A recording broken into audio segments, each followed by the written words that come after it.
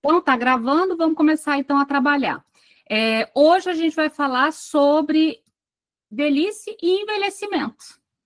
Eu mandei para vocês um livro lindo, quem não leu, leia, é um livro realmente muito bonito.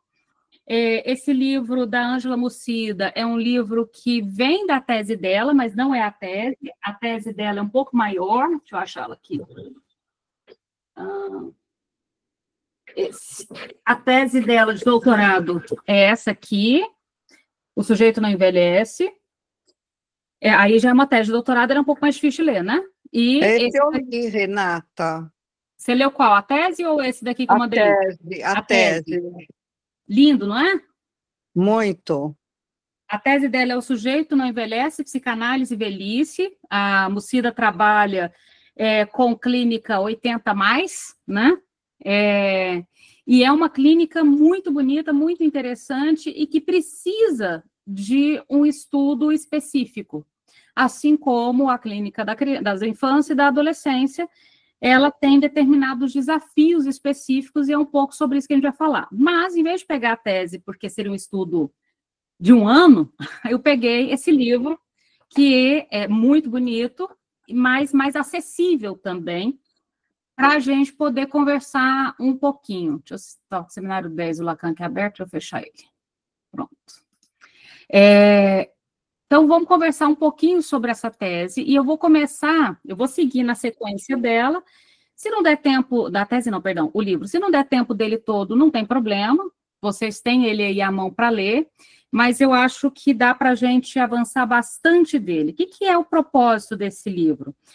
Esse livro, ele é, sobretudo, um enlace entre a clínica, então você vai ter a palavra de vários pacientes, a literatura, então você vai ter Clarice Lispector, Guimarães Rosa, e você vai ter a teoria psicanalítica. Então você pega 3 coisas boas e faz um enlace muito bonito.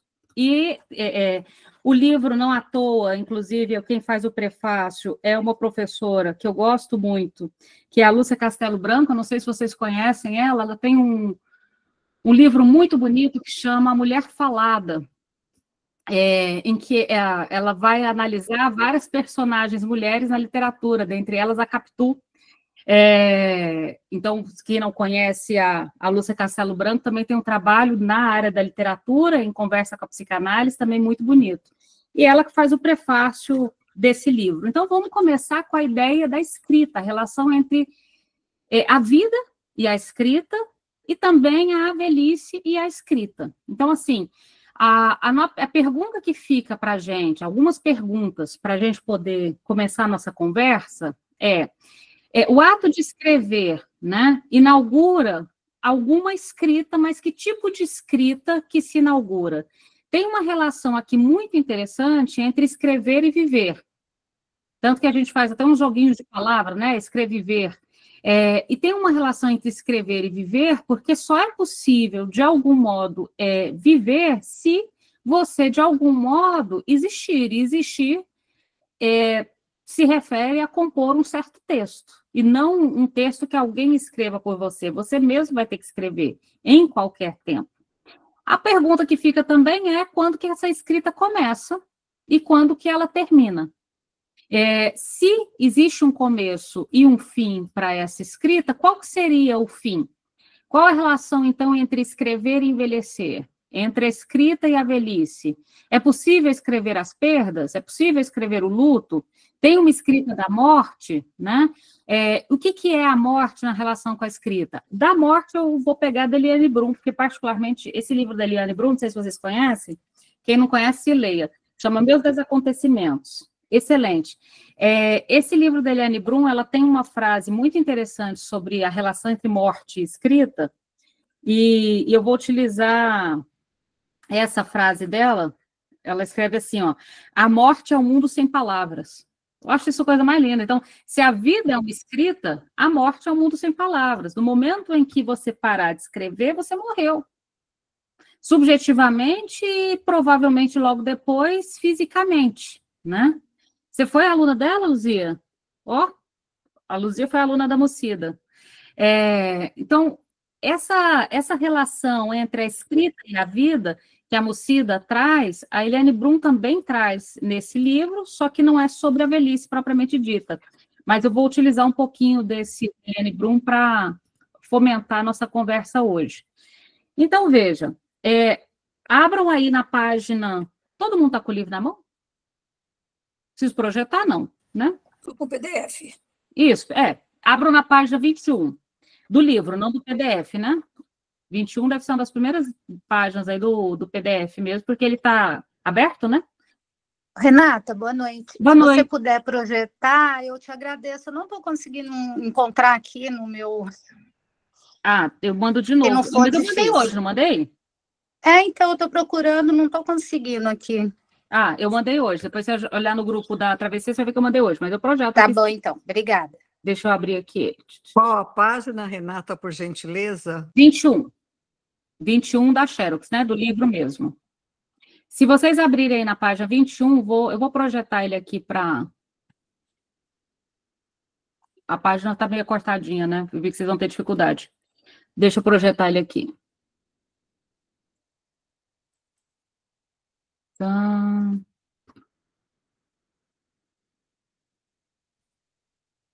olha só. Se vocês olharem...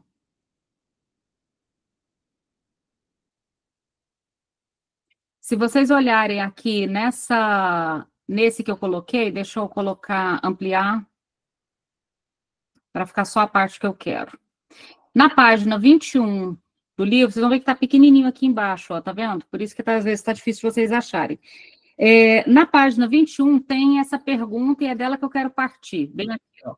Onde começou nossa escrita e onde termina? Todo mundo se localizou? Ok? Então, aonde começou nossa escrita e onde termina? O quase silêncio.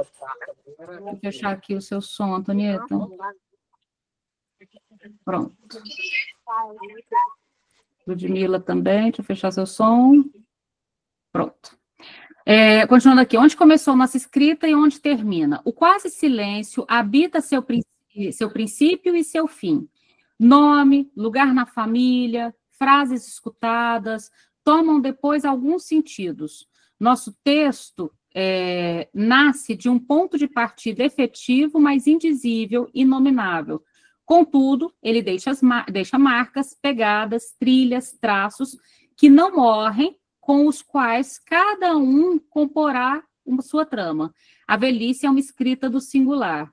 De que formas ela pode servir dos traços recebidos, tornando-os sempre atuais? Então, veja, para que serve essa escrita? Um dos principais motivos pelos quais a escrita é necessária é também para atualizar esse texto. Vou tirar aqui um pouquinho e vamos conversar um pouquinho sobre essa citação. Então, veja, não basta só eu receber esses traços, eu preciso ir reescrevendo até para poder atualizar esses traços na minha vida. Esses traços remetem para a gente, e aí vamos voltar lá no aparelho psíquico. Eu fui recortando aqui no texto, em vez de a gente seguir todo ele, eu fui recortando alguns conceitos importantes que eu preciso para essa nossa conversa. Então, vamos começar aí por um deles. Por exemplo, a questão do aparelho psíquico. Vou pedir para vocês retornarem eu vou colocar aqui no chat, em vez de projetar, vou colocar aqui no chat. Todo mundo conhece a carta 52, que o Freud escreve para o Fliess, sobre o aparelho psíquico. Então, todo mundo conhece, em 1896, o Freud escreve a carta 52, está na carta 52, página 35, tá?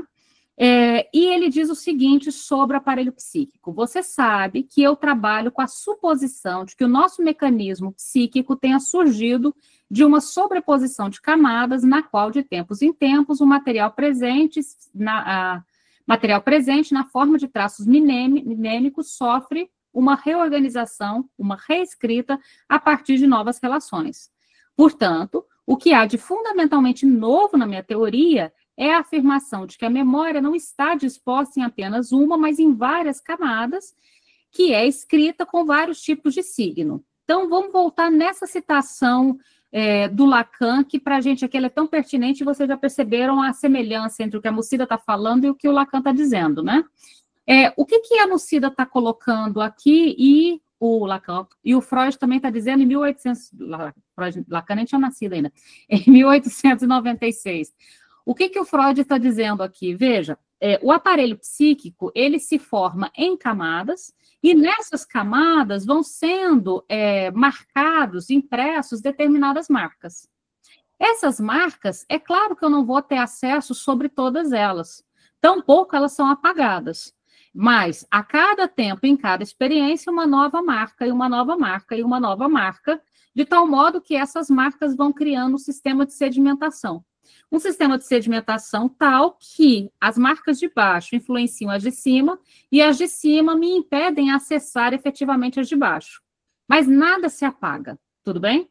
Inclusive, vocês pararem para pensar nessa lógica do aparelho psíquico em camadas, da notícia de por que a investigação da psicanálise, ela nunca é uma investigação vertical, e sim por associação livre, percebe? E por que por associação livre? Simplesmente pelo fato de que na vertical, ou seja, tentando fazer um buraco e seguir reto, eu não vou chegar a lugar nenhum.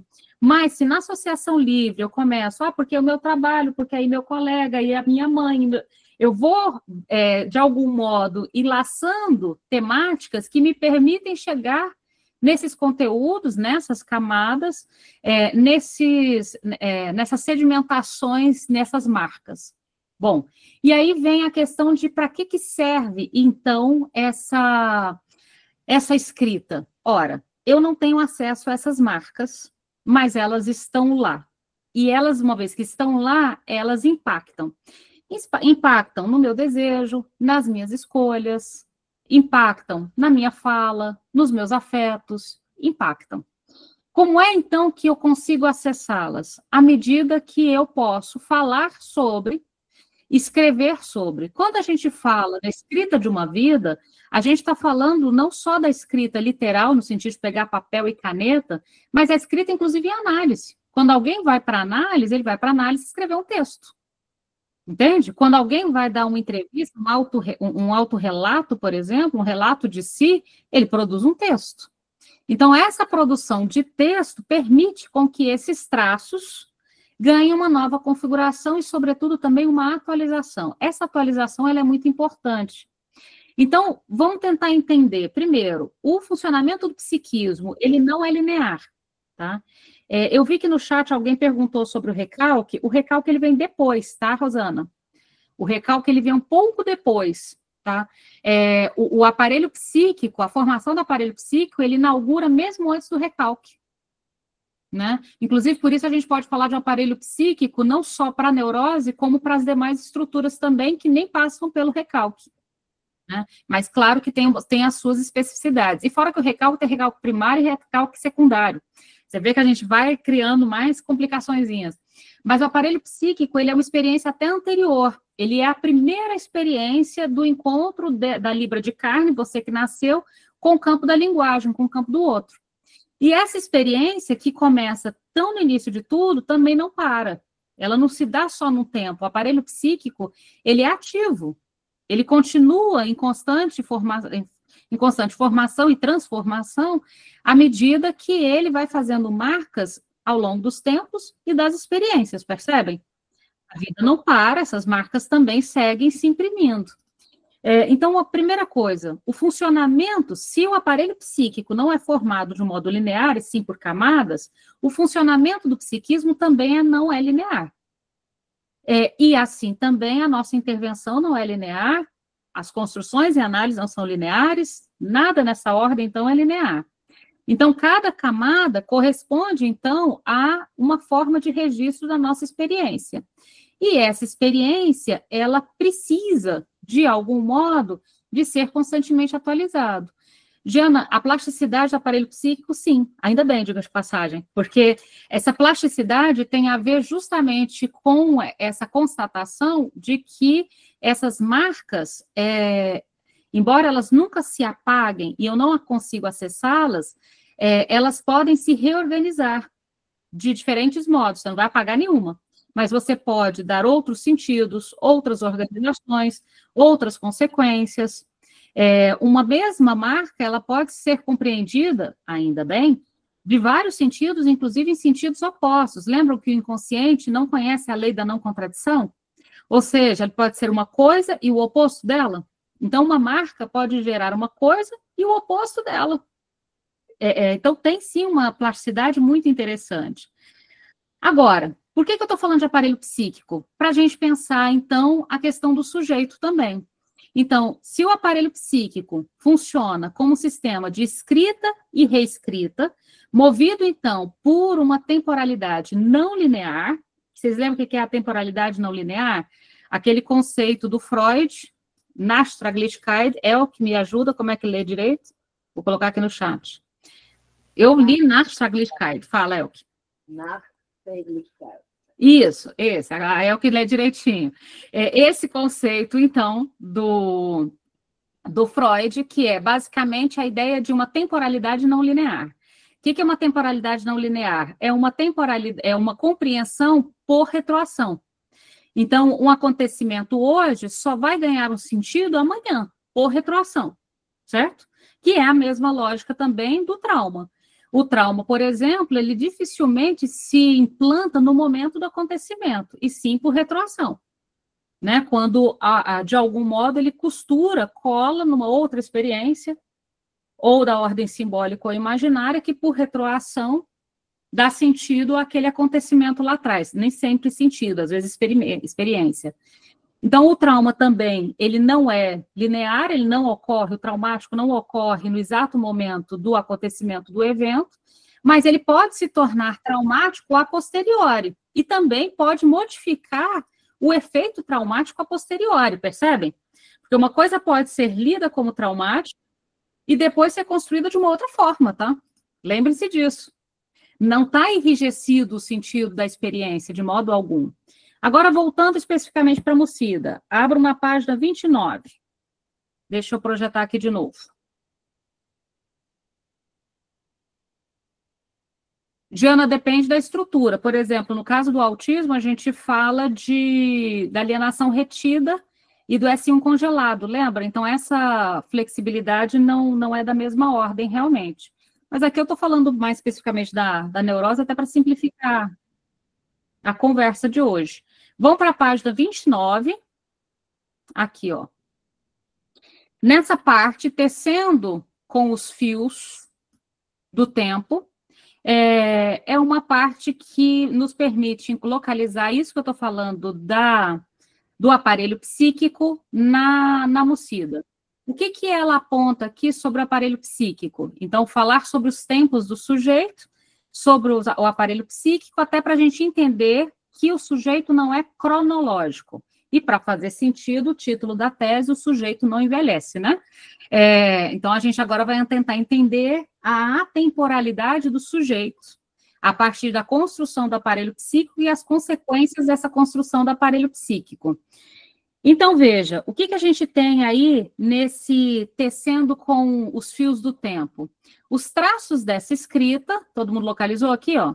Os traços dessa escrita, vou riscar aqui, ó. Aqui. Começa precocemente, não se apagam com a passagem do tempo. Como indicou Freud, na carta que eu acabei de ler, naquele trechinho que eu acabei de ler para vocês, o aparelho psíquico se constitui por traços que não morrem. Alguns deles, deixa eu só autorizar a entrada, alguns deles, mesmo não sendo acessíveis ao sujeito, provocam efeitos sobre os outros que virão. Esses traços, marcas de cada experiência, sofrem de tempos em tempos rearranjos, novos sentidos e destinos, em conformidade com as circunstâncias da vida. Percebe, Diana, que isso aqui conversa com o que você tinha perguntado da plasticidade? Então, esses traços, eles, na neurose, esses traços, uma vez estabelecidos, eles não ficam duros, enrijecidos e estáticos. Pelo contrário, alguns deles, mesmo não sendo acessíveis aos sujeitos, provocam efeitos nos outros traços que virão, e esses traços também sofrem de tempos em tempos rearranjos, novos sentidos, novos destinos. Continuando aqui, ó. Como um texto, nossos traços ou letras, e aí esse conceito de letra é importante para o Lacan, ou letras marcadas em nosso corpo pelo que ouvimos, sentimos, olhamos, percebemos e também imaginamos, guardam uma memória. Todas as inscrições que não morrem nem envelhecem, situam-se em um tempo bem peculiar, passado, presente e futuro. Olha que coisa interessante. A experiência que nós temos, elas não estão ou no presente, ou no passado, ou no futuro. Elas estão simultaneamente no presente, no passado e no futuro, como se a inscrição atemporal fosse também simultaneamente uma inscrição em todos os tempos.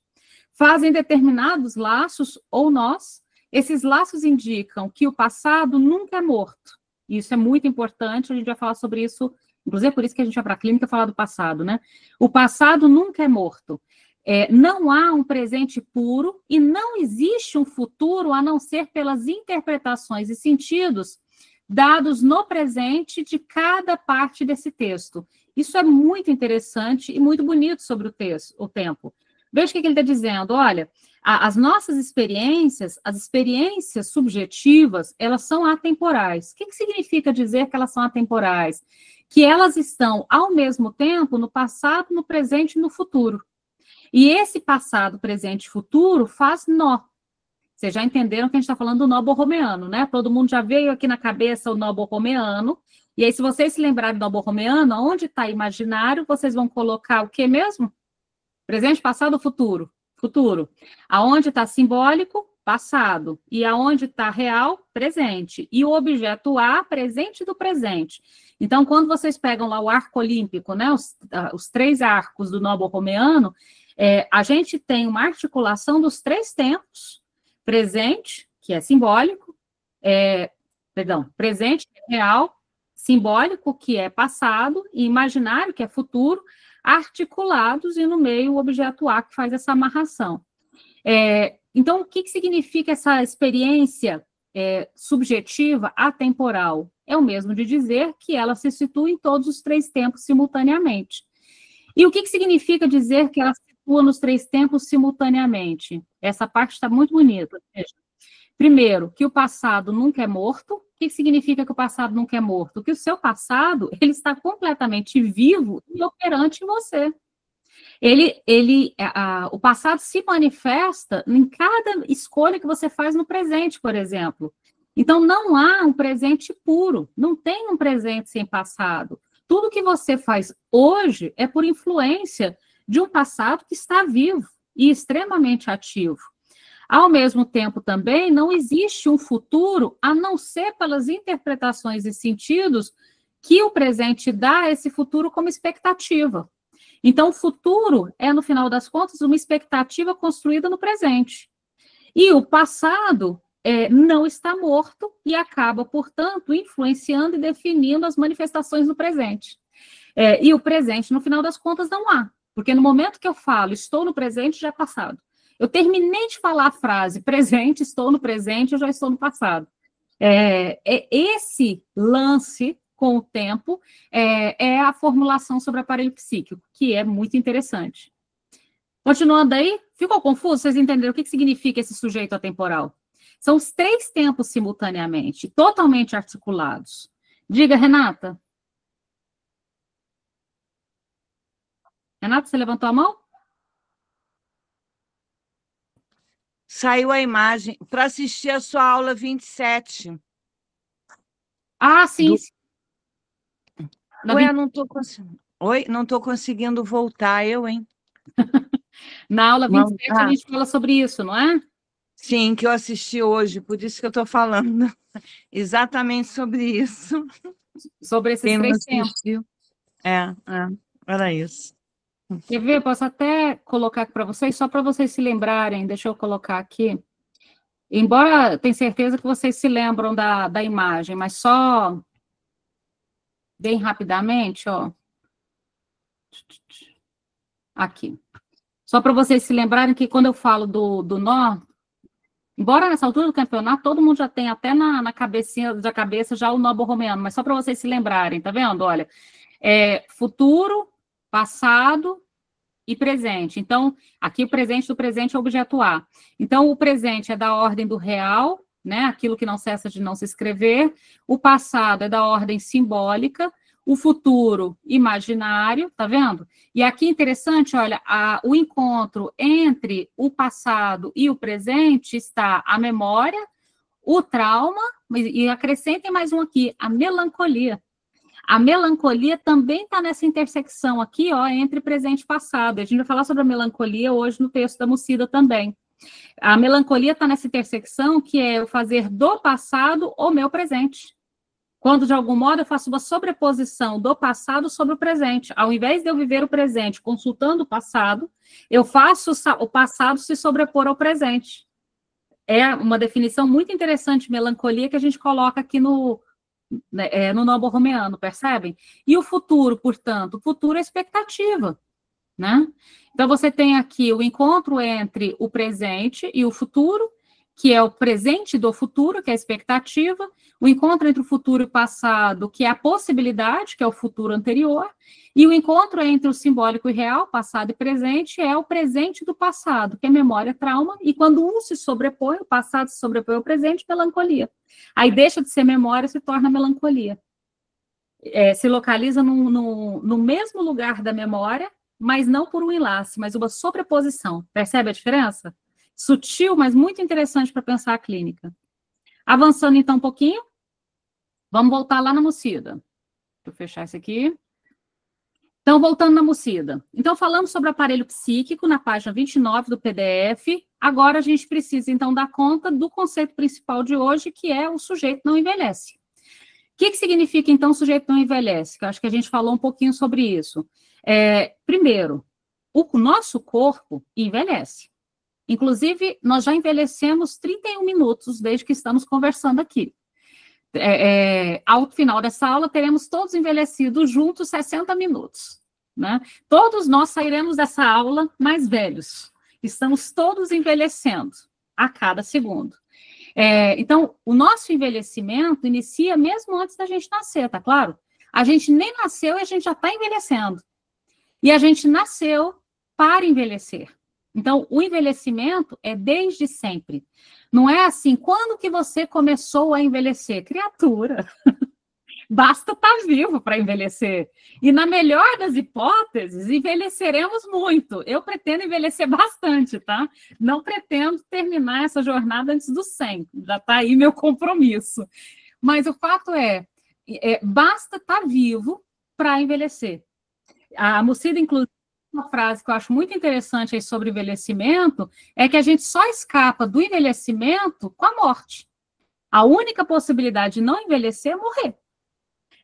Tirando a possibilidade de morte, estamos todos envelhecendo. Mas o que envelhece? O corpo biológico envelhece, mas o sujeito não envelhece. E aí a gente precisa fazer uma distinção entre o corpo biológico e o sujeito. E mesmo o envelhecimento... eu vou envelhecer muito, Renata. Eu não pretendo morrer antes dos 100, tá? Já está, assim, firmado comigo mesmo. Falta só eu não descumprir comigo mesmo o compromisso que eu fiz. Mas, se tudo der certo, estarei lá. Então, veja, o que é esse envelhecimento? Também é importante a gente calcular. Embora o nosso corpo biológico, as nossas células envelheçam, mesmo esse envelhecimento do corpo, ele não é necessariamente natural no campo do humano, tá claro? De algum modo, eu tenho que nomear este envelhecimento, eu tenho que, de algum modo, olhar para esse envelhecimento, viver esse envelhecimento. É curioso, mas no campo do humano, a natureza não ficou para trás há muito tempo. Então, o modo que esse envelhecimento dá para cada um não é igual. Todo mundo envelhece na mesma proporção e do mesmo modo, e todo envelhecimento tem o mesmo peso e o mesmo sentido? Óbvio que não. Os envelhecimentos são vastos e completamente diversos, o que dá notícia de que a velhice não é natural. Deu para entender a lógica? Se ela fosse natural, envelheceríamos todos igualmente, mas não envelhecemos todos igualmente. O impacto e a forma do envelhecer... Você quer ver uma coisa? O envelhecimento é social. Quando uma pessoa tem uma vida... Por exemplo, eu particularmente sou eu... fazendo uma coisa que o INSS não vai concordar nunca. Eu não concordo que todas as pessoas em todos os trabalhos aposentem na mesma idade. Eu não acho que alguém que corta cana tem condições de trabalhar pelo mesmo tempo que alguém que trabalha no escritório com ar-condicionado. Eu consigo imaginar perfeitamente eu estudando psicanálise até os 100 anos de idade. Mas eu não conseguiria me imaginar cortando cana, né, nem sei, por um minuto, acho, talvez. Então, assim, é meio esquisito que as profissões, elas considerem que o envelhecimento é semelhante, ele não é. O envelhecimento também é social, consegue entender? O envelhecimento ele é subjetivo, ele é econômico, ele é social, ele é de gênero. O envelhecimento ele tem várias facetas, por isso ele não é natural. Tá? Então, quando ela diz que o envelhecimento não é natural, é justamente isso. A gente constrói um corpo e esse corpo envelhece em respeito a essa construção. Na página 23 do livro, ela fala algo interessante sobre essa questão do... Vou projetar aqui de novo. Vamos lá no livro de novo. Na página 23... Aqui. 27, 25, aqui, 23. Na página 23, esse trechinho aqui, ó. Vou até ampliar para ficar só ele. Esse trechinho aqui, ó. Esses traços acompanham cada sujeito, distinguindo-se de todos os outros, por não se modificarem com o tempo. A psicanálise nomeia isso de atemporalidade do inconsciente. Oferecem ao sujeito uma perspectiva que, afinal, o tempo não passou. A sensação de que somos os mesmos acarreta numa dificuldade de reconhecermos na imagem que os espelhos nos oferecem em diferentes momentos da vida. Como não envelhecemos de uma só vez, ainda bem, percebemos o envelhecimento muito mais claramente nos outros do que em nós mesmos. Há uma miopia na relação do sujeito com a sua imagem. E aí, esse ponto que eu queria colocar, então, a diferença entre o corpo que envelhece e o sujeito que não envelhece. Quais são as consequências disso? Veja, cada um constrói para si um envelhecimento que é singular. O corpo, então, vocês já entenderam que ele não é um envelhecimento natural, ele tem vários recortes. Inclusive o recorte de gênero. Eu me lembro quando eu li Balzac pela primeira vez, a mulher de 30 anos era basicamente morta em Balzac. Eu já estou com 44, eu já sou praticamente um zumbi, um cadáver adiado. Não sei se vocês já leram Balzac, mas 30 já não servia para nada. Então, no final das contas, essa construção do envelhecimento, ela é singular. E ainda tem um segundo ponto, essa relação entre o próprio envelhecimento e a subjetividade que não envelhece. O que significa essa subjetividade que não envelhece? Não vou projetar, não, está na página 35. Ela fala assim, o último parágrafo da 35. O sujeito não envelhece. A velhice se mede em atos. O ato não é uma ação qualquer, não é um movimento, mas uma implicação do sujeito com seu desejo mais genuíno. No ato não há garantias, apenas a decisão ancorada pelo desejo, com efeito sobre os destinos da vida. Por exemplo, o sujeito pode optar por tornar-se apenas um aposentado, aposentando seu desejo, ou pode construir outra coisa depois da aposentadoria. E por que a gente vai falar também sobre aposentadoria?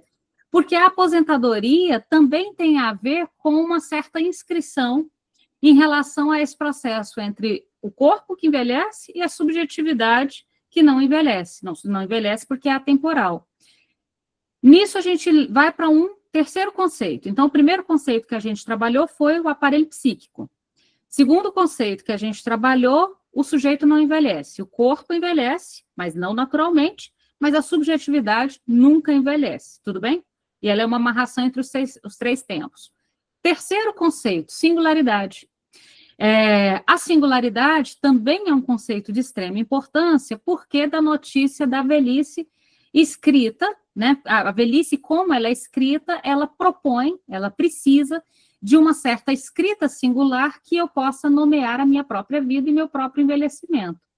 Um exemplo belíssimo que ela traz na página 20 é o texto do Guimarães Rosa. Na página 20, deixa eu projetar esse, porque o texto do Guimarães Rosa é muito bonito. Então, se vocês abrirem, então, na página 20 do livro, vocês vão ver uma citação curta do Guimarães Rosa. Aqui. Tá aqui.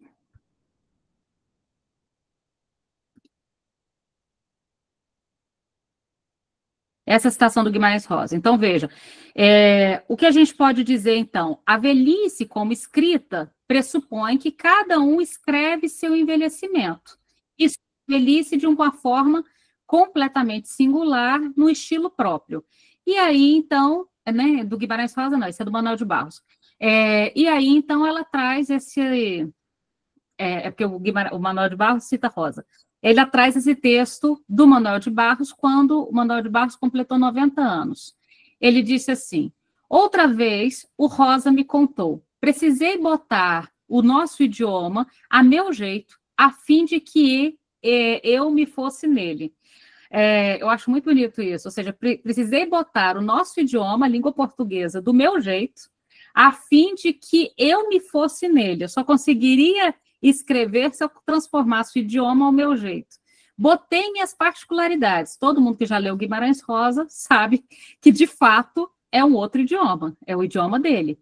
Usei de insolências verbais, sintáticas e semânticas. Me encaixei na linguagem. Fiz meu estilo. E você, Manuel? Me perguntou.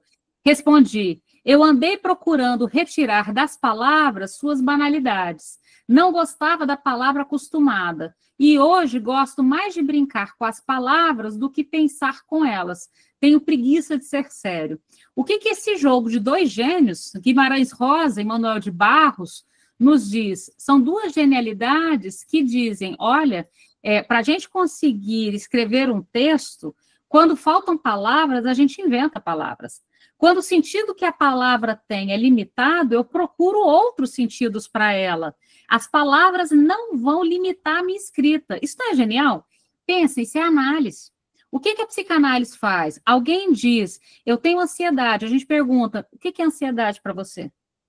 Me diga a sua ansiedade, a história da sua ansiedade. E, de repente, não tem nada a ver com a ansiedade que está no manual ou no dicionário. Entende? Então, a palavra escrita exige invenção para eu me localizar nela, né? E a análise é justamente esse trabalho. Outro momento também que ela fala de singularidade, que está bem interessante, página 33. Eu falei para vocês que eu ia ficar fazendo esse jogo do livro para tentar achar os conceitos, tá? Na página 33, quando ela vai falar ali um pouquinho antes da velhice e seus estilos, tá? Se vocês estiverem procurando. Ela vai falar algo interessante, que escrever é atualizar o tempo das memórias, dando-lhe outros sentidos. Olha que interessante, que também é análise, né? Então, escrever é atualizar o tempo da memória. Então, quando você vai para a análise e conta a sua história, você atualiza a sua história. Você não está só contando, só que já não seria pouco, a história do passado. Você está atualizando. Tanto que, lembre-se, na análise, a pessoa fala assim, não, porque quando eu era criança, eu fazia X, Y, Z. Aí o analista pergunta, e agora? Vocês já perceberam que a gente faz isso? Ah, agora, nossa, faz tanto tempo que eu não faço X, Y, Z, mas por quê? Né, que você abandonou o X, Y, Z. Lembra que a gente faz isso? O sujeito, ele conta a história não para ficar melancolicamente preso ao passado, não é esse o propósito, de fazer uma sobreposição do passado sobre o presente, mas para fazer uma atualização e uma invenção. Então, por isso que nunca é tarde demais para começar uma análise, diferente do que o Freud disse, tá?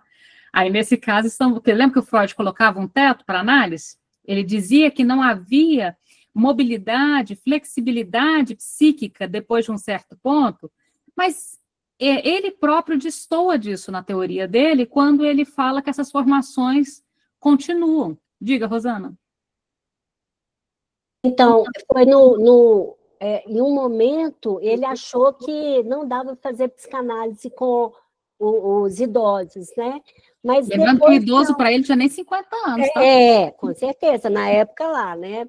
Eu e você, ou a galera aqui, a gente já estava virando o bonde da esquina. Mas aí eu já não sei a data, mas quando ele escreve sobre a transitoriedade, ele já tem uma visão completamente diferente, que é um texto belíssimo, acho que o pessoal conhece tudo, né? E eu acho que ele chegou numa conclusão completamente diferente, né? E isso que é interessante, Rosana, porque como a obra do Freud é a vida do Freud, e nem teria como ser diferente, porque não tem como escrever depois de morto. Então, ele foi vivendo e escrevendo. Então, em cada época da vida, a escrita alcançava também o limite da época que ele estava vivendo. Então, por mais que ele conseguiu avançar bastante para fora do seu tempo, ele ainda é um homem do seu tempo. Óbvio que sim. Então, os textos crescem junto com ele, e envelhecem junto com ele, e se modificam junto com ele. E quanto mais, eu particularmente, os textos que eu mais gosto do Freud são os da década de 30, que é a última década dele.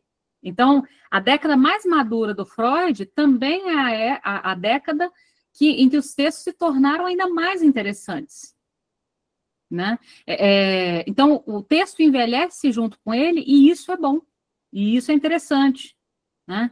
Então, seguindo aí um pouquinho mais, vamos então agora retomar para que serve a análise. Então, para que serve a análise? Entre a página 36 e a 39, vocês vão ver a parte que chama Para Ler o que se Escreve. Basicamente, ela está falando, então, sobre essa escrita em análise e qual a função dessa escrita em análise. Então, começamos do ponto de que, primeiro, antes de escrever, nós fomos escritos. A gente falou sobre isso, vários encontros, sobre os traços identificatórios. Então, dificilmente a gente começa a nossa escrita do nada. A gente começa a nossa escrita de uma escrita que foi dada sobre nós. Antes mesmo de você nascer, você já foi escrito. Um dia eu vou ter um filho, vai chamar tal, vai... Ou seja, você já foi escrito, já foi te dado um nome, uma roupinha, uma certidão de nascimento, um endereço, uma classe econômica, uma cor da pele. Ou seja, já foi dado para você uma série de inscrições mesmo antes de você nascer, correto? Inclusive consequências dessas inscrições, né? Que aí independe de você, consequências dessas inscrições. Mas, então, nós somos escritos mesmo antes da gente nascer e antes da gente pegar essa escrita. Só que em algum ponto da vida, sobretudo ainda na infância, a gente começa a escrever. E como que começa a nossa escrita? Nossa escrita é ler a nossa história, né, começada num tempo anterior, e dar novos sentidos. E aí a Mussida, ela fala assim, só depois o sujeito começa a contá-la, escrevê-la, traduzi-la, e isso não para. E é importante que isso não pare de modo algum. Então, o que seria esse processo de análise? Na página 38, começa uma parte que fala, contar e escutar não são em vão. Normalmente, as pessoas param de falar quando supõem que não são ouvidas. E isso é muito triste. Então, quando alguém desiste de falar, não é ela que desistiu de falar. É muito provavelmente as pessoas ao redor que pararam de escutar.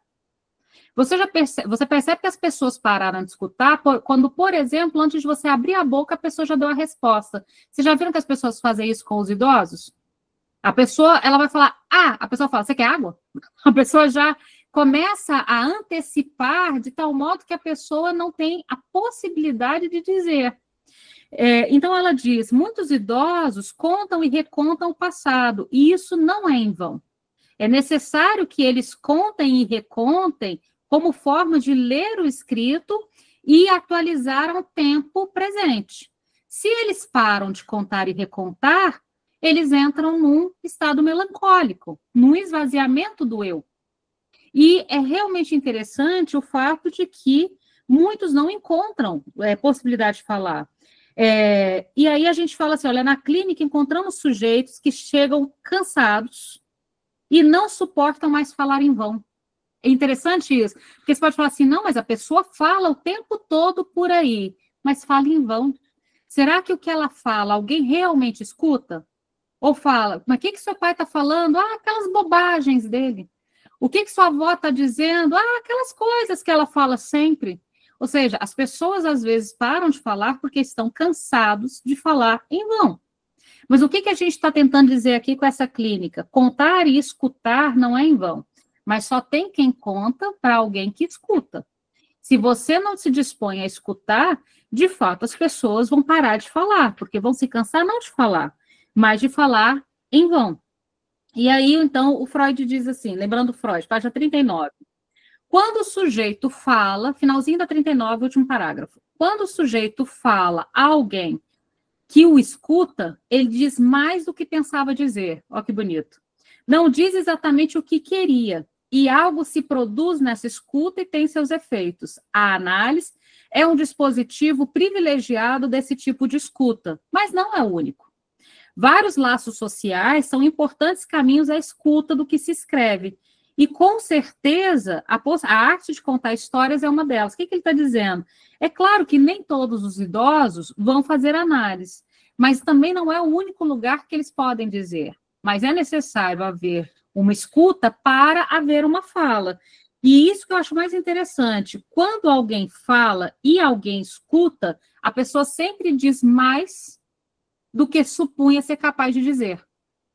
Isso significa, então, que a pessoa não para, percebe? Então, intelectualmente, ela avança mais, emocionalmente, ela avança mais, afetivamente, ela avança mais. Para a gente avançar agora para o segundo capítulo, de novo, não vai dar tempo de todos os capítulos, mas vamos lá. O segundo capítulo, eu queria pegar uma citação específica que todo mundo conhece, na página 43, que é a do Freud. Por que a gente vai pegar essa citação do Freud sentado no trem? Que é engraçadíssima essa história. O segundo capítulo fala do espelho e outras ficções. O que é a relação entre o espelho, né, na nossa relação com o espelho? A relação entre o eu e o outro. Se o eu se constitui na sua relação com o outro, ou seja, eu pego de empréstimo meus primeiros traços, lembra dos traços? Os meus primeiros traços identificatórios vêm do outro. E eu me constituo pela alienação a esses traços e depois pela separação. Isso significa, então, que o eu, ele é, sobretudo, uma ficção, uma construção, que se dá a partir de traços que vêm do outro com letra maiúscula. Essa é a teoria simples e básica. Agora, como a gente é uma ficção, e essa é a parte interessante, se o eu é uma ficção, ele acredita nessa ficção. Entende? Você constrói uma ficção de um eu, veste essa ficção de um eu, anda a vida toda com ela, e é claro que você vai acreditar nessa ficção. Essa ficção, a Mussida chama de miopia do olhar. O que é essa miopia do olhar? Essa miopia do olhar, você se olha no espelho e você não vê a vera imagem no espelho. Você vê a ficção da sua imagem no espelho. Sabe como que a gente tem notícia de que a gente realmente acredita nessa miopia do olhar? Vocês já viram quando a gente se olha no espelho e vê uma imagem? Alguém tira uma foto da gente e a gente fala, credo? Como se de algum modo houvesse uma enorme diferença entre a foto e o espelho. Ou você mesmo, vocês já fizeram isso? Você se olha no espelho e fala, nossa, tá tão legal, e você tira uma foto e no mesmo momento não parece a mesma imagem, aquela da foto e a sua do espelho? Porque, no final das contas, quando a gente olha para o espelho, a gente não olha para a verdadeira imagem. A gente vê a ficção que a gente criou da nossa própria imagem. Então, a gente olha para o espelho e não se vê. A gente vê a ficção que a gente construiu de nós mesmos. O que leva, portanto, a uma diferença em relação à questão do envelhecimento. A gente não constata que a gente está envelhecendo.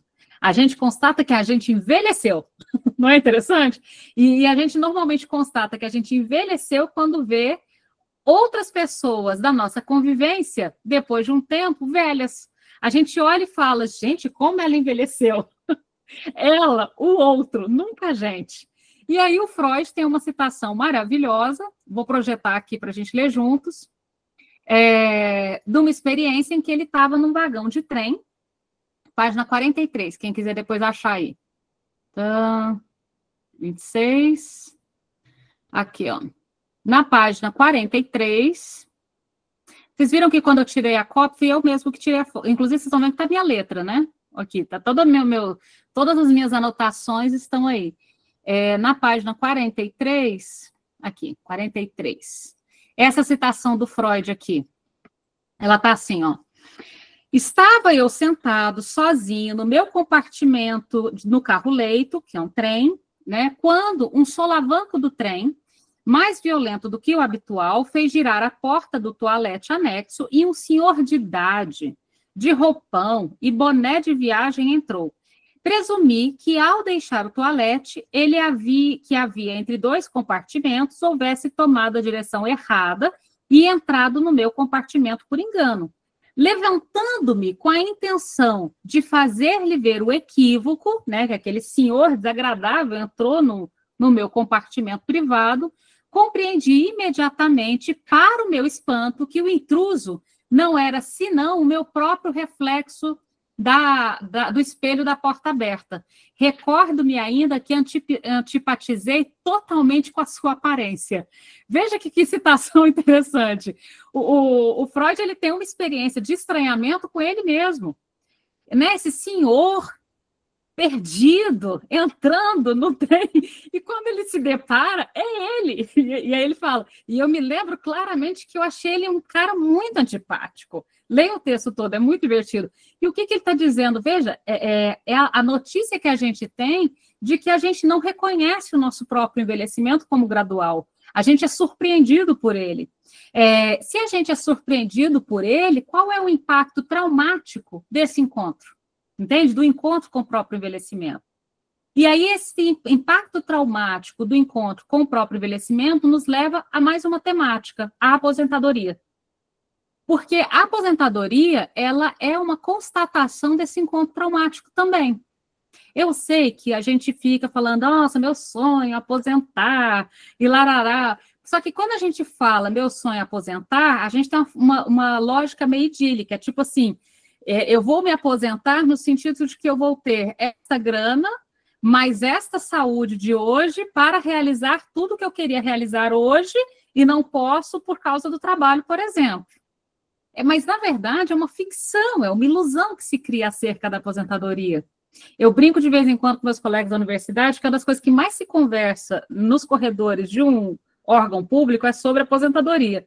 Não sei se vocês sabem disso, mas é bastante comum que toda vez que tem uma reunião terrível, as pessoas falam, nossa, e ainda falta X para aposentar.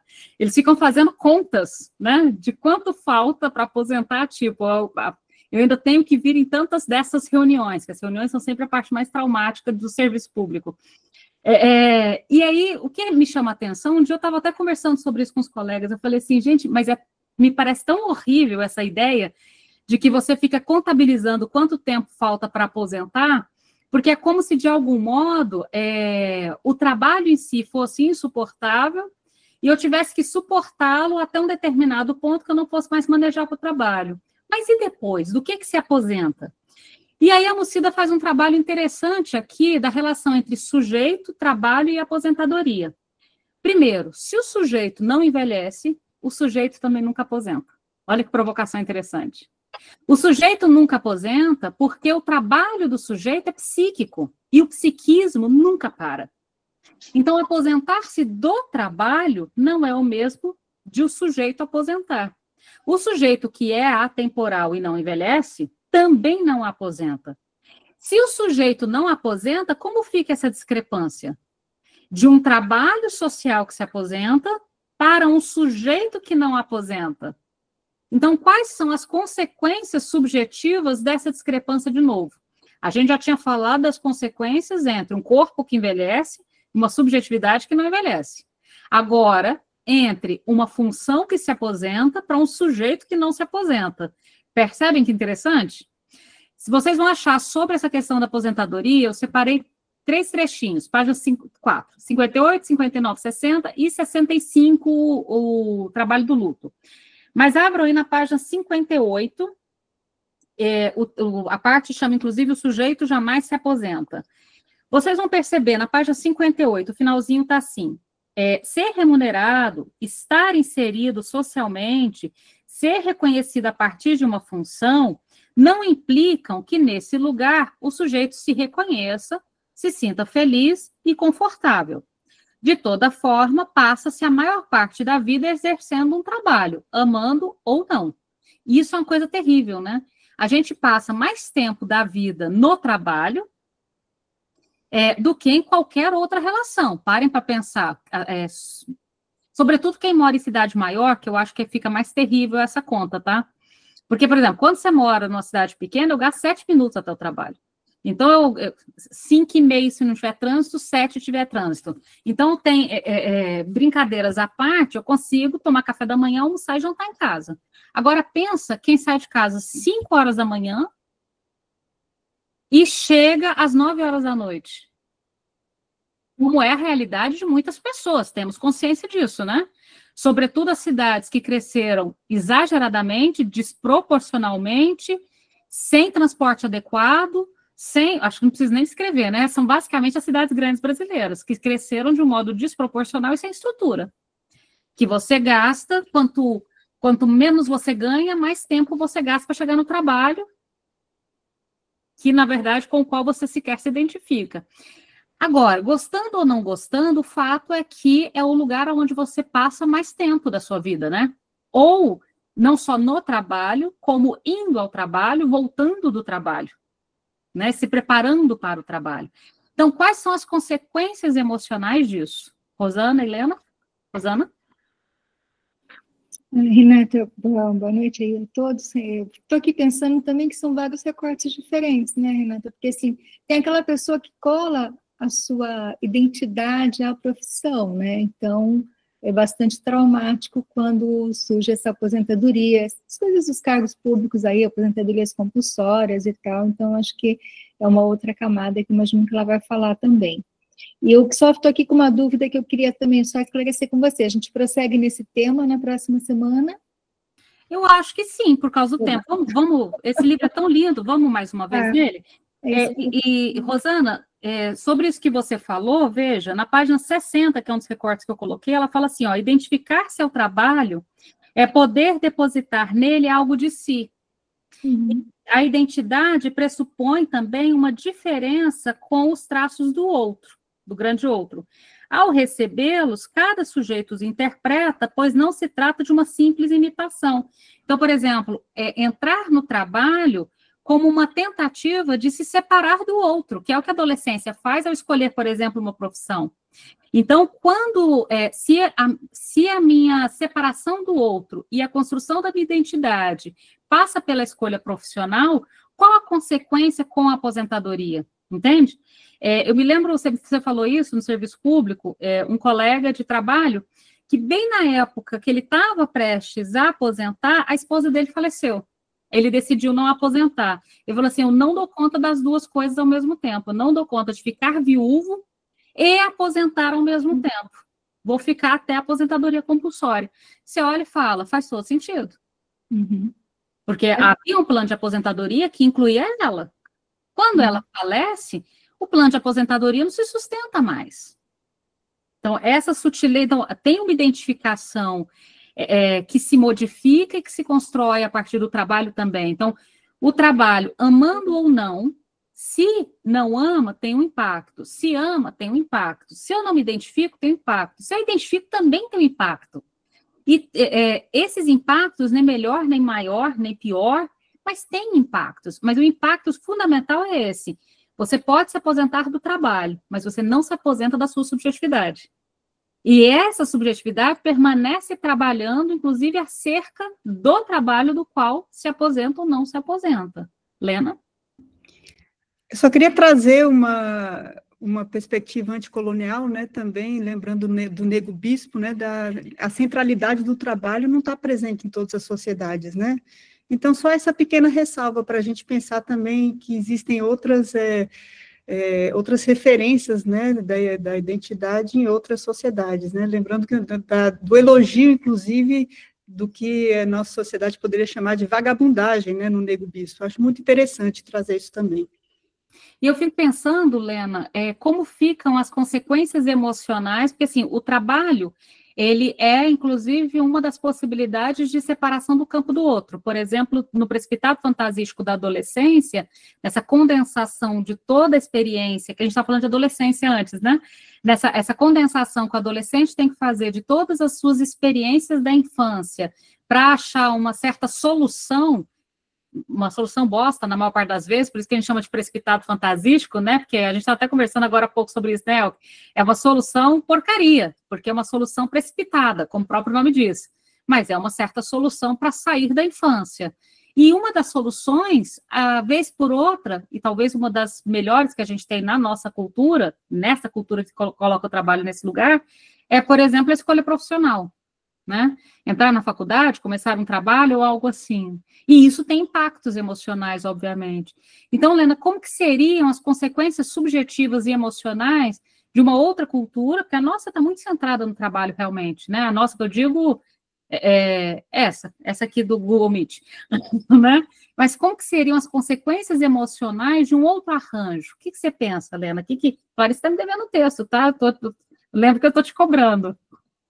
Eu acho que não tem a ver só com outras sociedades. Eu vou lembrar, por exemplo, das pessoas chamadas as donas de casa, né? E que nunca aposentam, né? Elas estão aqui na nossa sociedade, né? Eu tenho minhas 2 avós, nenhuma das 2 aposentou, né?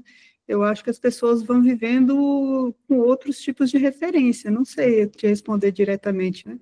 Podem até aposentar financeiramente, né? Porque tem o recolhimento da dona de casa, no INSS, mas na prática não aposentam, né? Só somam aquele salário mínimo e continuam trabalhando do mesmo jeito, né? Eu acho que a referência muda, assim, se é quando os filhos saem de casa, né? Mas, assim, esse trabalho de cuidar de casa está sempre presente, né? Diga de passagem, até costuma aumentar com a idade, porque aí você cuida dos mais velhos e dos mais novos, né? Os netos que vêm e os pais que envelhecem, né? O trabalho, ele vai mudando de categoria, mas não necessariamente ele fica menor, né? Isso. Maria Auxiliadora? Então, Renata, eu sempre fui funcionária pública, me aposentei agora faz 2 anos. Eles fazem uma festa, a gente faz uma festa quando aposenta. Sabe, é bolo, é isso e aquilo, é uma festa. Só que assim, eu queria falar 2 coisas, sobre a questão do ócio, né, que a gente precisa também ter essa questão aí de estar, assim, descansando, fazendo aquilo que gosta, mesmo durante o trabalho, né, enquanto você está trabalhando, isso não existe. Você trabalha para aposentar mesmo. E eu, quando eu aposentei, agora eu estou fazendo um monte de coisa que eu sempre quis fazer. Entendeu? Para participar de grupos e cantar e dançar, isso é importante, eu acho, sabe? Porque quando a gente está trabalhando, eu sou dessas que saía às 5 e voltava igual você falou, às 9. Eu já te falei que eu também morei em Anápolis, né? Lembra que eu te falei? E lá eu ia da minha casa até a Secretaria da Educação em 5 minutos. Quando eu vim para São Paulo, não, eu tinha que pegar trem, tem que isso, que aquilo, trabalhava em outra prefeitura, então não tinha esse tempo do ócio, que a gente precisa disso. E eu sentia muito essa falta, né? Então, agora agora eu fui fazer dança, claro que meu corpo já não, né? Mas eu sempre gostei de dançar e não conseguia. Agora, devido ao meu filho que dança, eu vou com ele, eu danço. Agora eu estou participando de um grupo de mulheres, a gente está, sabe, assim? Então, coisas que eu não conseguia fazer e está me fazendo bem. Então, é isso que você está falando, continua a subjetividade, né? Sim, continua, e assim como, Maria Auxiliadora, seria interessante a gente pensar, quando a gente fala, e a gente vai continuar falando sobre isso, então, na quarta que vem, essa questão do sujeito, trabalho e aposentadoria. Porque, por exemplo, teoricamente, não era para a gente conseguir fazer tudo isso só depois que aposentar, né?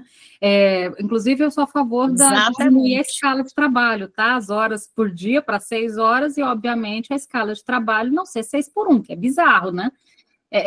Mas essa relação entre a subjetividade, o trabalho e a aposentadoria, vamos continuar desse ponto. Então, na quarta que vem, a gente não terminou essa parte, a gente parou na página 58. Então, se vocês puderem ler todo o livro, a gente continua da página 58 em diante, que foi o ponto que a gente parou. Então, a gente faz 2 encontros sobre velhice e envelhecimento. Combinado? Combinado. A auxiliadora, ela é de Anápolis, meu pai é de Anápolis, tá vendo? Uhum. Ó, beijo para todo mundo. Bom Obrigada, descanso. Obrigada. Ele é lindo.